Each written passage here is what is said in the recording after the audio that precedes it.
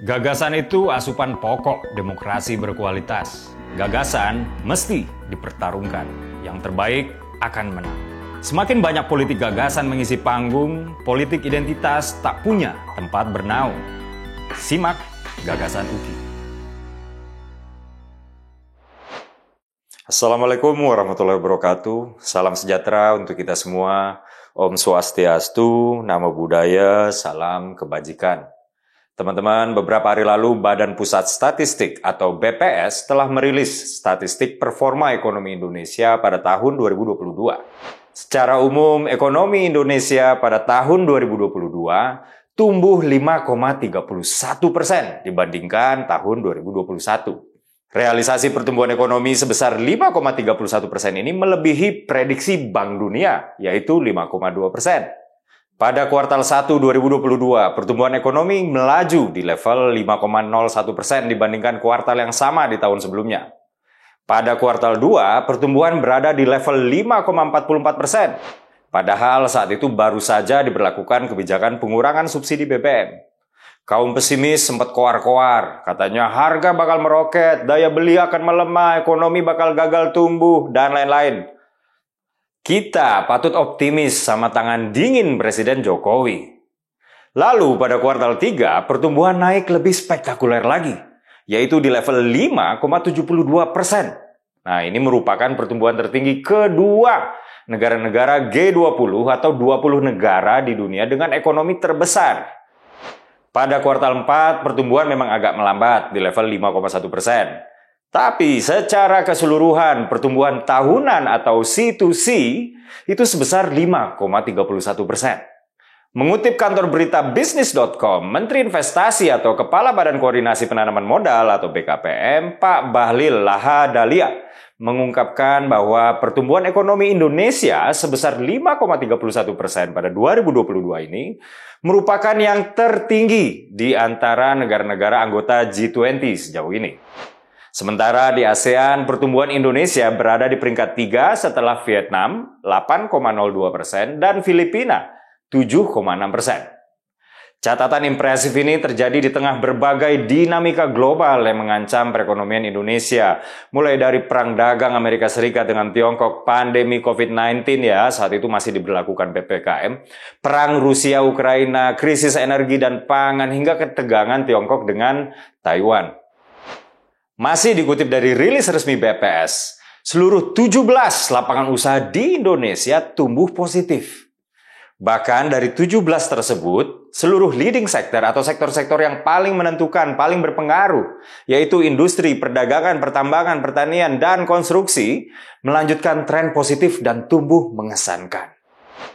Kemenko Perekonomian RI bilang, perekonomian nasional terus menunjukkan resiliensi atau ketahanan terhadap goncangan dunia dan beranjak pulih lebih cepat. Pak Jokowi dan tim ekonominya layak untuk diapresiasi. Teman-teman, ada 4 kiat Presiden Jokowi dan tim yang perlu kita catat terkait kabar baik ini. Kira-kira apa yang membuat ekonomi Indonesia tumbuh spektakuler pada 2022 lalu? 4 kiat atau strategi ini disebut daya beli masyarakat dapat dijaga, aktivitas ekonomi terus menguat. Nah, apa aja isi dari strategi ini?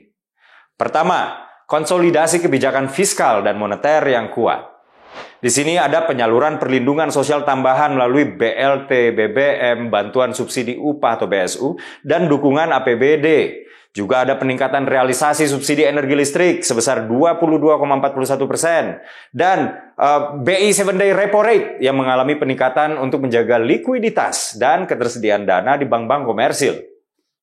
Kedua, mobilitas dan pariwisata semakin pulih. Dengan dilonggarkannya PPKM secara berkala dan seksama mengikuti keberhasilan Indonesia menekan penularan COVID, jumlah penumpang di seluruh moda transportasi mengalami peningkatan baik secara year on year maupun secara kumulatif to kumulatif atau antar tahun secara keseluruhan. Sementara jumlah kunjungan wisatawan mancanegara naik sebesar 251,28% atau lebih dari 2 kali lipat ya. Kumulatif to kumulatif artinya dibandingkan tahun sebelumnya.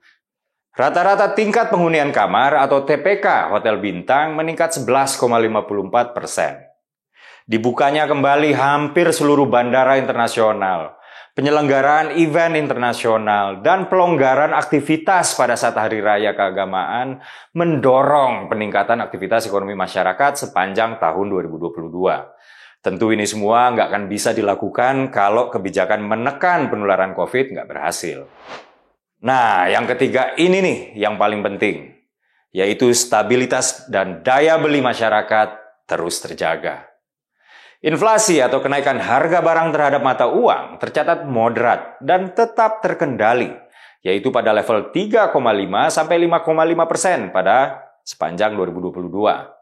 Indeks penjualan eceran real tumbuh 5,94%. Penjualan mobil penumpang naik 18,76%. Penjualan sepeda motor naik 3,24%, mengindikasikan kelas menengah kembali pulih. Nilai transaksi uang elektronik, kartu debit, dan kredit tumbuh 5,18%, mengindikasikan aktivitas ekonomi tumbuh seiring naiknya perputaran uang. Juga penerimaan PPh pasal 21 yang tumbuh 18,36%, mengindikasikan naiknya pendapatan masyarakat secara umum.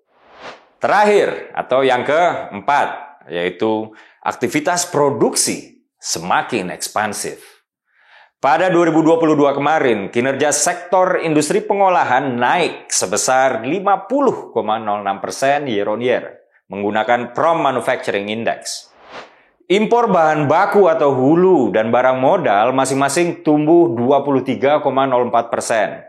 Sedangkan barang konsumsi impornya turun 1,74%, mengindikasikan kini Indonesia lebih banyak beli bahan baku, kemudian diolah menjadi barang konsumsi. Penjualan listrik naik sebesar 6,26%, terutama didorong oleh segmen-segmen produktif seperti dunia usaha, perkantoran, dan lain-lain. Agak berat ya materi gagasan UKI kali ini.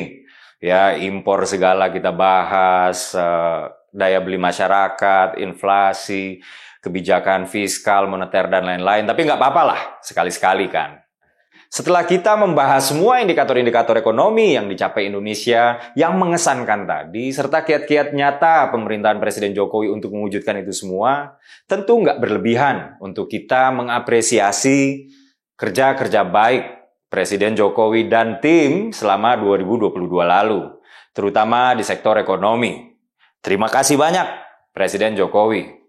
Saya Dede Prayudi, semoga bisa membuat kita lebih bersyukur lagi dan semoga mengedukasi. Wassalamualaikum warahmatullahi wabarakatuh.